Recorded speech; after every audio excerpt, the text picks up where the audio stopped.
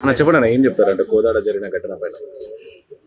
కోదాడలో దళిత మాదిగ యువకుడైన రాజేష్ మరణానికి పూర్తిగా Chilukur SI, Kodad rural CI, ఆ రెండు పోలీస్ స్టేషన్ సంబంధించిన పోలీసులే పూర్తి బాధ్యత వహించాలి.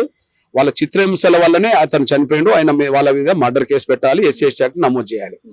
ఇకపోతే పోలీసులు తమ తప్పు లేదని చెప్పి ఏదైతే రికార్డు తయారు చేశారో ఆ రికార్డు అది పూర్తిగా అబద్ధం. అందులో ఎలాంటి ఆధారాలు లేవనేసి రుజువుస్తున్నాం. ఒకటి, రాజేష్ మీద కేసు 8వ తారీఖు నాడు వచ్చింది. 8కి మేము కేసు నమోదు చేశాం, 9కి అరెస్ట్ చేశాం, 10కి మేము రిమాండ్ చేశాం. మేము ముందస్తుగా అరెస్ట్ చేయలేదు, మేము చిత్రహింసలు పెట్టలేదని నమ్మించే ప్రయత్నం రికార్డు తయారు చేశారు. ఓకే, ఆ రికార్డు వాస్తవం అవుతే మీ పోలీస్ స్టేషన్ లోనే సీసీ కెమెరాలు బయట పెట్టేసేయండి. మీరు 4వ తారీఖు నాడే కేసు నమోదైంది, 8వ తారీఖు నాడు మీరే చెప్తున్నారు. 4వ తారీఖు నాడే కేసు రాజేష్ మీరు అదుపులో తీసుకున్నారనేసి రుజువు అవుతుంది. కొంతమంది బంధువులు వచ్చి విజ్ఞప్తి చేస్తే ఆ రాత్రి వదిలిపెట్టారు. మళ్ళీ 5 నుంచే మీ దగ్గర ఉన్నారనే విషయం కూడా వివిధ స్టేషన్లో మీరు తిప్పడం రుజువు అవుతుంది. అదే సమయంలో మీ దగ్గర ఉన్నారు కాబట్టిగానే తల్లి బంధువులందరూ కలిసి ప్రతిరోజు భోజనం తీసుకొస్తే వాళ్ళు తీసుకొచ్చిన భోజనాన్ని మీరు పెట్టే ఆయనకి ఇచ్చారే గానీ ఆయన చూపెట్టలేదనేసి రుజువు అవుతుంది.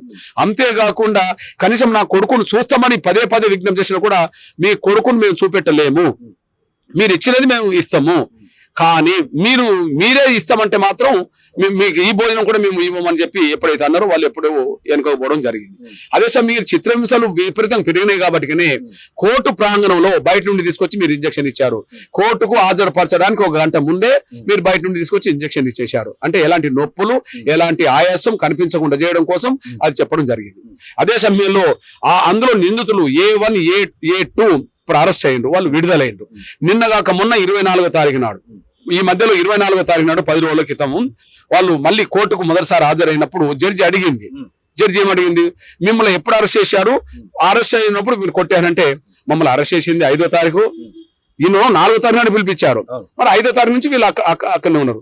అరెస్ట్ చేశారు, మమ్మల్ని 5 నుంచి వాళ్ళ దగ్గర పెట్టుకున్నారు, చిత్రహింసలు కూడా పెట్టిండని చెప్పడం కూడా కొట్టడం కూడా జరిగిందని చెప్పడం కూడా జరిగింది. అది ఇప్పుడు జడ్జి ముందు రికార్డ్ అయిపోయింది కదా.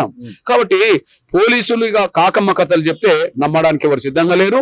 మీది మీ నేరాన్ని కప్పిపుచ్చుకునే ప్రయత్నం చేస్తే మేము వదిలిపెట్టే ప్రసక్తే లేదని కూడా మీ దృష్టికి తీసుకొస్తున్నాను.